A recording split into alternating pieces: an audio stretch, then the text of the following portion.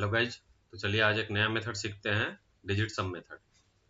अब इससे पहले हमने सीखा था यूनिट डिजिट मेथड। तो यूनिट डिजिट मेथड में जो ऑप्शंस हैं उसके यूनिट प्लेस पे सारे डिजिट डिफरेंट थे, तो हम यूनिट डिजिट मेथड अप्लाई करते थे।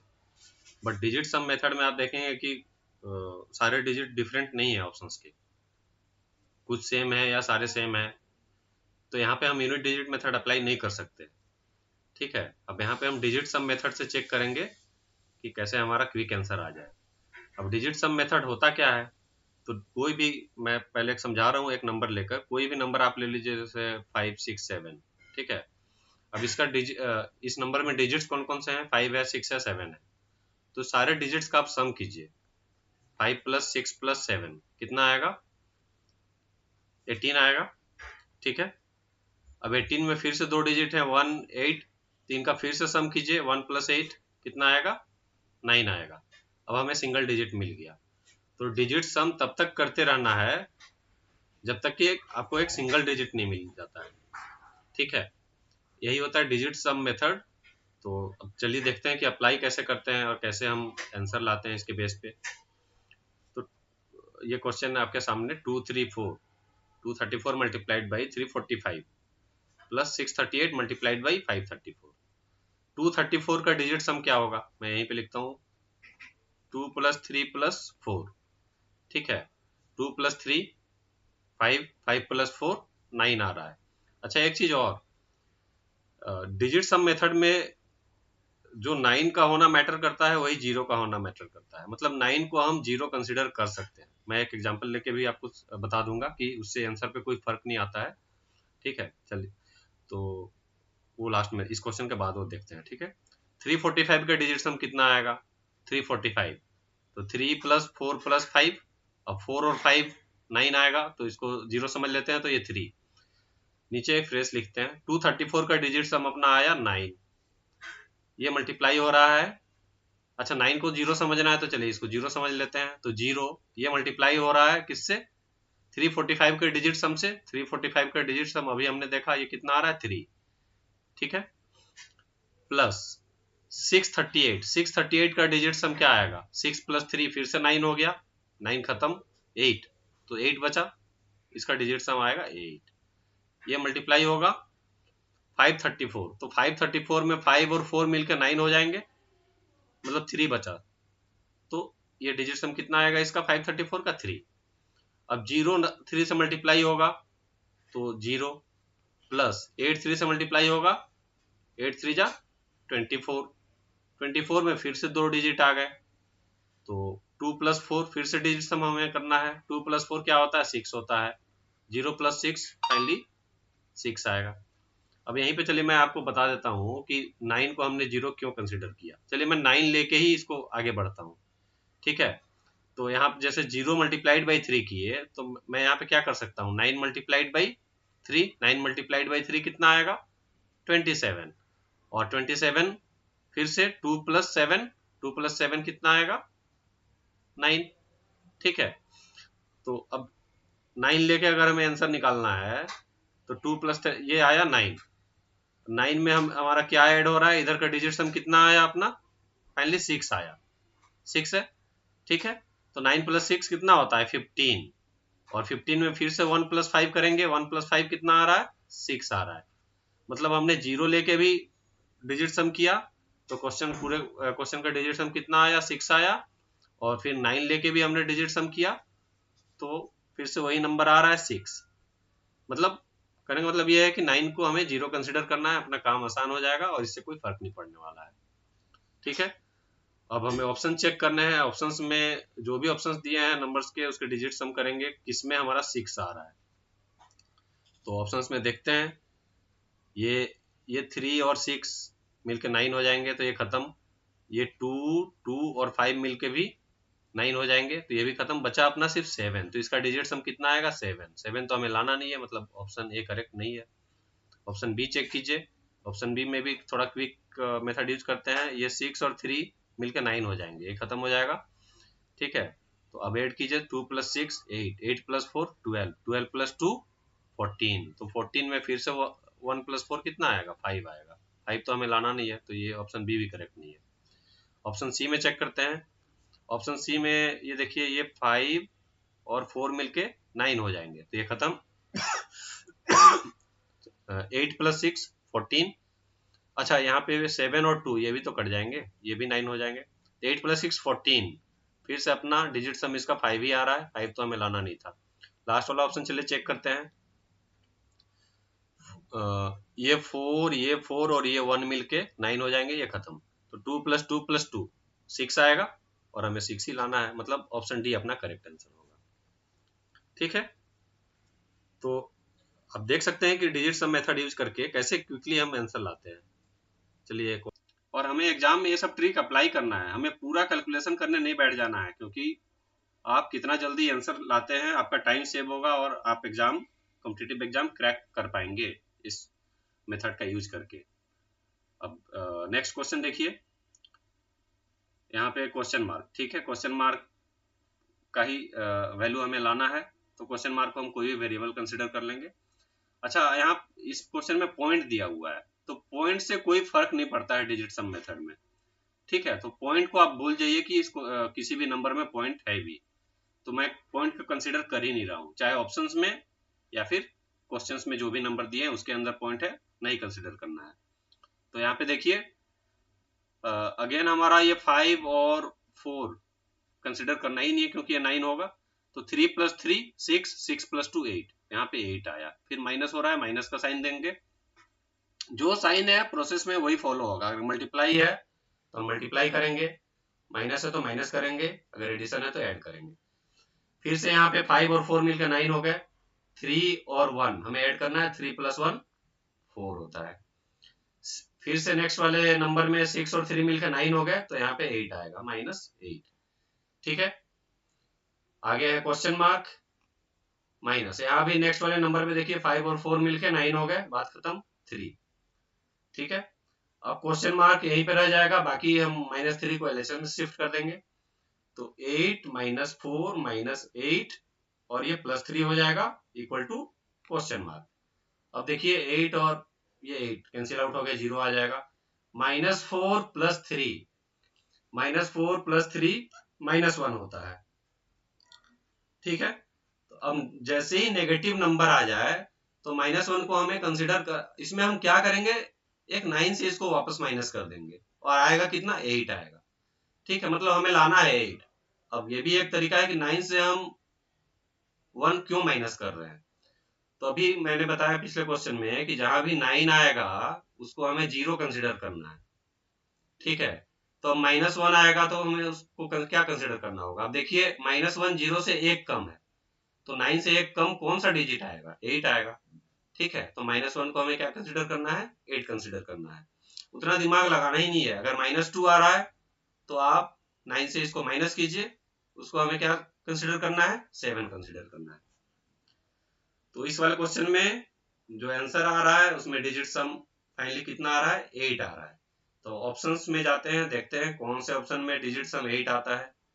ठीक है, यहाँ देखिए फर्स्ट वाले ऑप्शन में 6 और 3 मिलके क्या हो गया, 9 हो गया, कंसिडर नहीं करना है। तो 4 + 2 6 और 6 + 1 7, यहाँ पे 7 आ रहा है, मतलब ये अपना ऑप्शन करेक्ट नहीं है। ठीक है, सेकंड वाले ऑप्शन बी में देखिए 6 + 2 8, 8 + 6 14, 14 + 5 19, 19 का फिर से डिजिट सम करेंगे, 1 + 9 कितना होगा, 10, 10 का फिर से डिजिट सम करेंगे, 1 + 0 कितना आएगा, 1 आएगा, मतलब ये भी अपना करेक्ट आंसर नहीं है। ऑप्शन सी देखते हैं, फिर से ये 5 और 4 मिलकर 9 हो गए, खत्म। 6 2 1 ये तीनों मिलके फिर से 9 हो रहे हैं, वो भी 0, मतलब यहाँ 0 आ रहा है, तो ये भी अपना करेक्ट आंसर नहीं है। ऑप्शन डी चेक करते हैं, 8 और 1 मिलकर 9 हो गए, खत्म, ये ऑलरेडी 9 है, 0। तो 4 + 4 कितना होता है, 8 होता है। देखिए ऑप्शन डी अपना करेक्ट आंसर है, क्योंकि हमें 8 ही तो लाना था। ठीक है, तो देखिए कितना क्विकली हम आंसर निकाल पा रहे हैं डिजिट सम मेथड से। चलिए नेक्स्ट क्वेश्चन की ओर बढ़ते हैं।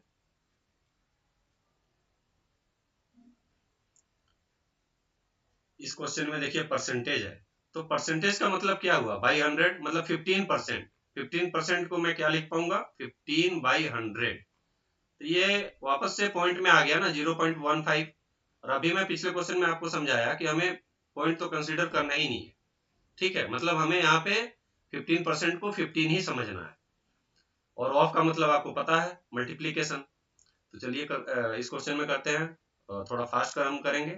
तो यहाँ पे 1 + 5 6, 6 किससे मल्टीप्लाई होगा, हाँ नेक्स्ट वाले नंबर से 3 4 5 8, तो यहाँ 5 और 4 मिलके कितने हो गए 9, तो 0 कंसिडर करना। 8 + 3 11 होता है, और 11 में 1 + 1 कितना आएगा 2, ठीक है।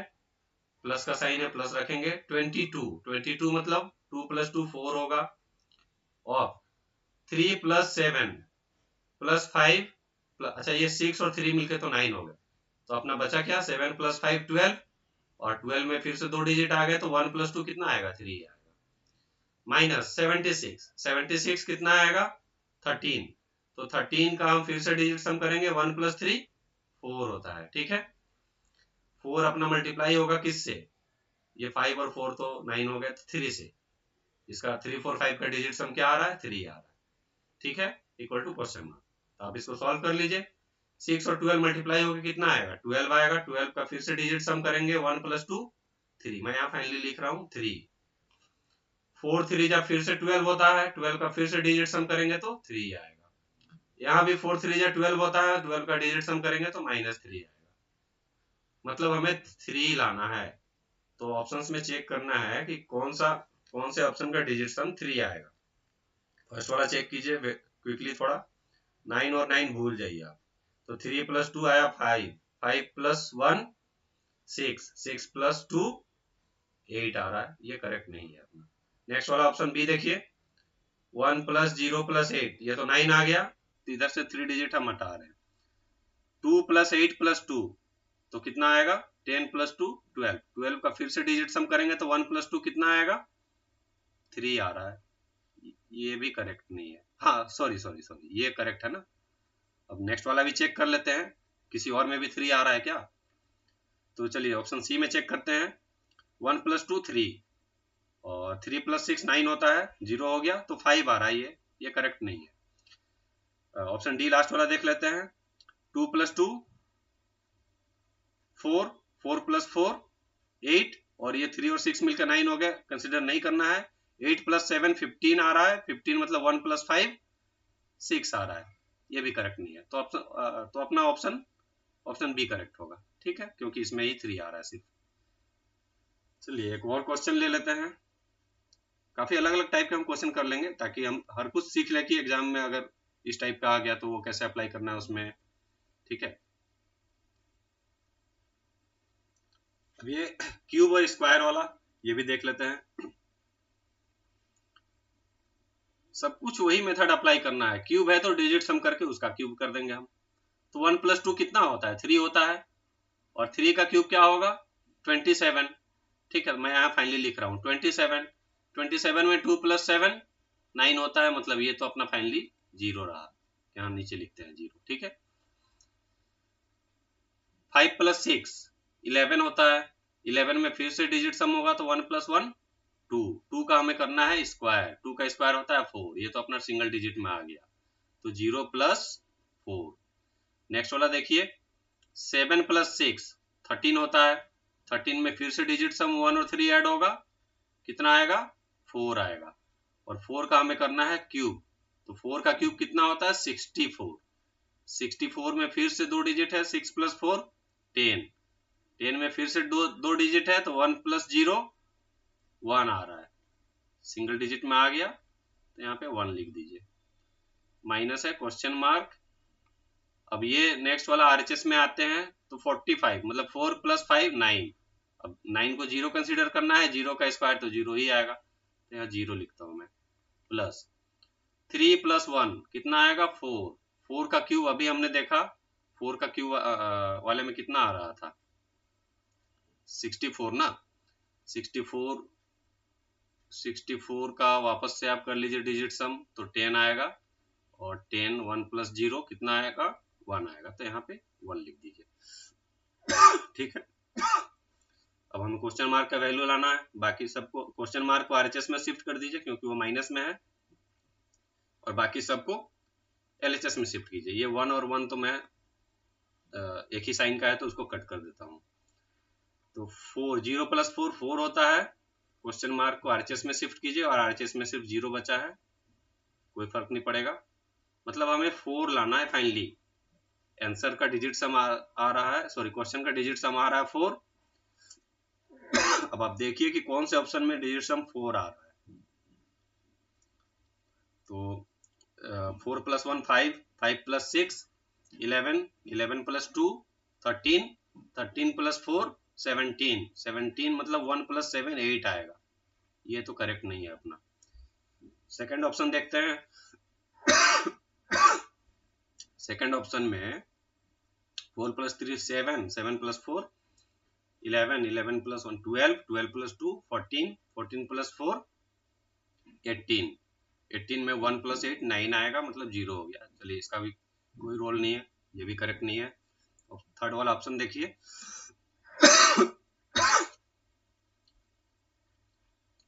तो ये देखिए 4 4 और ये 1 मिलकर 9 हो गया, हमें ऐड करना ही नहीं है। तो 3 + 2 5, 5 + 4 9, ये भी 9 आ रहा है, मतलब 0। ये अपना करेक्ट आंसर नहीं है। फोर्थ वाला देख लेते हैं। 4 1 5, 5 + 2 7, 7 + 2 9, यहाँ तक तो खत्म हो गया। तो 4 आ रहा है ये लास्ट वाला। ये करेक्ट आंसर हो सकता है, बट हमें उसके लिए लास्ट वाला पहले चेक करना होगा, ऑप्शन 5। 4 + 2 6, 6 + 4 10, 10 + 2 12 और 12 + 4 16, 16 मतलब 1 + 6 7 आ रहा है। तो यहाँ पे अपना करेक्ट आंसर क्या है? ऑप्शन 4। ठीक है।